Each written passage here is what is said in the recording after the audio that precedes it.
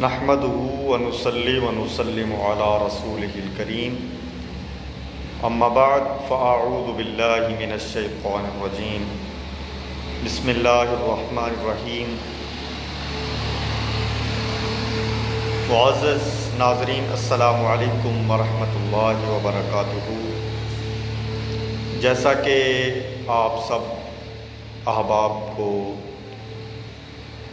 اس بات کا علم ہو چکا ہے کہ ایک ملعون ذاکر آصف رضا علوی ملعون نے خلیفہ بلا فصل امیر المؤمنین یار غار مصطفیٰ جانشین پیغمبر حضرت محمد صلی اللہ علیہ وسلم، میری مراد حضرت ابو بکر صدیق رضی اللہ تعالی عنہ کی شان میں بدترین گستاخی کی گئی، تو اس گستاخی کی میں شدید الفاظ میں مذمت کرتا ہوں اور اس لائن پر کروڑوں بار لعنت بھیجتا ہوں، اور اس گستاخی پر واہ واہ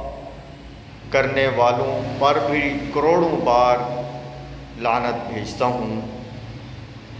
میرا حکومت وقت سے یہ مطالبہ ہے کہ اس ملعون کو فی الفور گرفتار کیا جائے اور اس کے ساتھ اس کی تائید میں بولنے والے تمام لوگوں پر FIR کاٹ کر ان سب کو قرار واقعی سزا دی جائے، کیونکہ اس سے کروڑوں مسلمانوں کی دل آزاری ہوئی، کروڑوں مسلمانوں کے دل اس گستاخی سے چھلنی ہوئے۔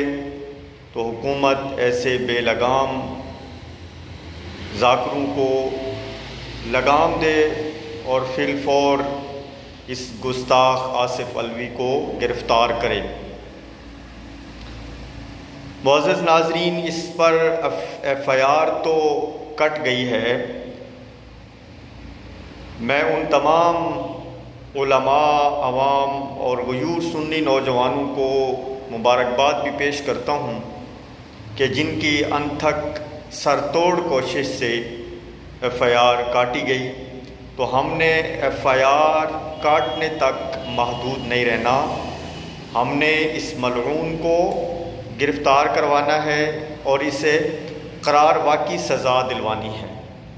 حکومت ان کی پشت پناہی کر رہی ہے، حکومت روافض کی پشت پر پناہی کرنا چھوڑ دے اور ان کو سزا دے۔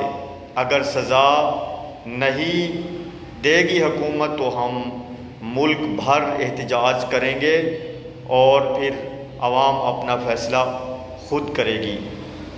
تو میں اس ملعون کی پھر مذمت کرتا ہوں کہ اللہ اسے تباہ و برباد کرے، کہ جس نے خلیفۃ المسلمین کی شدید گستاخی کی ہے، اللہ اسے غرق کرے اور اس کی ہاں ملانے والوں کو بھی خدا غرق کرے۔